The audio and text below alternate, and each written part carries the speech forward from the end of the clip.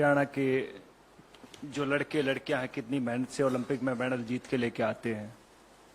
लेकिन जैसे ही मैंने कल न्यूज़ देखी कि हमारी बहनें साक्षी और विनेश फोगाट अपने मेडल गंगा नदी में बहाने जा रही हैं, तो मेरे को एकदम मोहम्मद अली साहब की याद आ गई। मोहम्मद अली साहब जो एक मशहूर मुक्केबाज रहे हैं, जिनको कैसिस क्ले के नाम से जाना जाता है।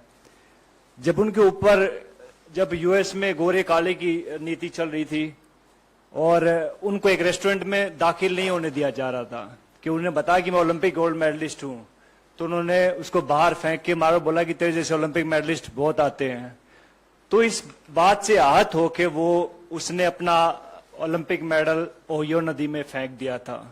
उसके बाद जो क्रांति आई थी पूरे यूएस में, और आप देख सकते हैं कि यूएस दुनिया का सबसे नंबर 1 मुल्क है, तो ऐसे लोगों की वजह से वहां के लोगों ने उन लोगों का साथ दिया कि भैया नहीं, रंग भेद नहीं है, हमें नहीं अलाउड है।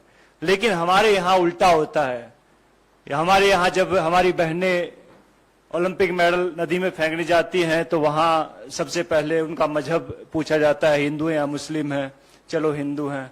फिर उनको कास्ट में बांट दिया जाता है, अच्छा तुम जाट हो, अच्छा ये वो है, ये वो है, ये वो है।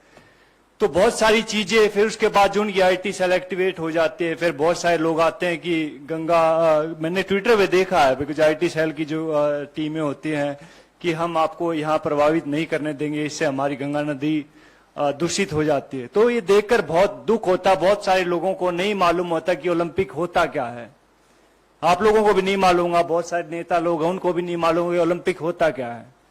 पहले जहां आप ट्रेनिंग कर रहे होते पहले वहां जीतना पड़ता है, जहां आप अखाड़े होते हैं वहां जीतना पड़ता है, नंबर 1 बनना पड़ता है उस वेट में।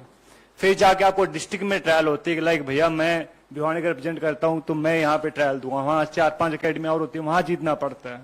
फिर जाके स्टेट में जीतना पड़ता है, फिर जाके नेशनल में जीतना पड़ता है, फिर जाके एशिया में जीतना पड़ता है, और फिर जाके ओलंपिक में जीतना पड़ता है, तब जाके ओलंपिक मेडल आता है। अभी कई लोग गुटखा खा के बात तो कर देते कि ओलंपिक मेडल है, हमारे पैसे भी दो, ये वो दो। तो भैया पहले भी हमने बात कही थी इस बात में कि भैया अगर सरकार चाहेगी तो हम कहते हैं कि वो पैसे भी दे देंगे उनको, अगर ज्यादा इनको दिक्कत है इस चीज से। लेकिन ऐसा बन के दिखाओ, आप ऐसा मेडल लेके दिखाओ, उसके बाद आप बात कीजिएगा। तो बड़ा आसान होता किसी के ऊपर उंगली उठाना। तो बहुत कहते हैं कि दुख होता, हमें बहुत गुस्सा भी आता इस चीज से कि भैया हमारी बहनों का ये हाल इस सरकार ने कर दिया। इससे पहले मैं कई बार सोचता हूं कि अगर कांग्रेस के टाइम पे अगर ये सब चीजें होती तो क्या होता। अपने सवाल पूछे क्या होता।